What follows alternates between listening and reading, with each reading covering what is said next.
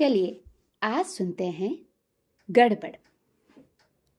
एक थी नीना, थोड़ी भोली भाली सी, थोड़ी सी बुद्धू और थोड़ी सी पगली। एक दिन वो घर में किसी को बिना बताए जंगल में घूमने गई। उसे छोटे छोटे खरगोश बहुत अच्छे लगते थे। थोड़ी देर खेलने के बाद वो बेचारी थक गई। जंगल में एक छोटी सी नदी थी। नीना नदी के किनारे पर आकर बैठ गई। उसने पानी में अपनी परछाई देखी और बोली, वाह नीना, तुम कितनी प्यारी हो। अपने आप से बातें करते करते वो सो गई। उसे पता ही नहीं चला कि वो कहाँ सो रही है। जब उसकी नींद खुली तो पूरा हर तरफ अंधेरा हो गया था। उसने पानी में झांका, वहां कोई परछाई ही दिखाई नहीं दे रही थी। उसने फिर से देखा, पर अंधेरे के अलावा कुछ नजर नहीं आया।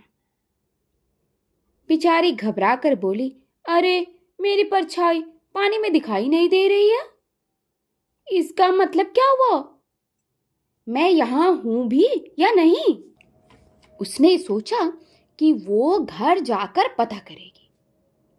अपने घर पहुंचकर उसने बाहर से आवाज लगाई, नीना घर पर है क्या? फिर नीना किसी को भी बता कर नहीं गई थी, इसलिए उसकी मम्मी को पता नहीं था कि वो कहाँ है। उसकी मम्मी बोली, अपने कमरे में सो रही होगी। तब बाहर खड़ी नीना ने सोचा, अगर नीना घर में सो रही है तो मैं कौन हूं?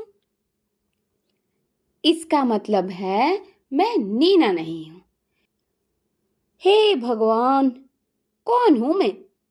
अरे कौन हूं? इसका मतलब ये है कि मैं नीना नहीं हूं। हे भगवान, ये क्या हो गया? अरे फिर कौन हूं मैं? ऐसा कहते कहते नीना वापस जाने लगी। वो तो अच्छा हुआ कि तभी नीना की मम्मी ने दरवाजा खोल कर देखा और बोली, अरे नीना, तू बाहर क्यों खड़ी है और बिना बताए तू कहाँ गई थी? मैं तो सोच रही थी तू अपने कमरे में सो रही है।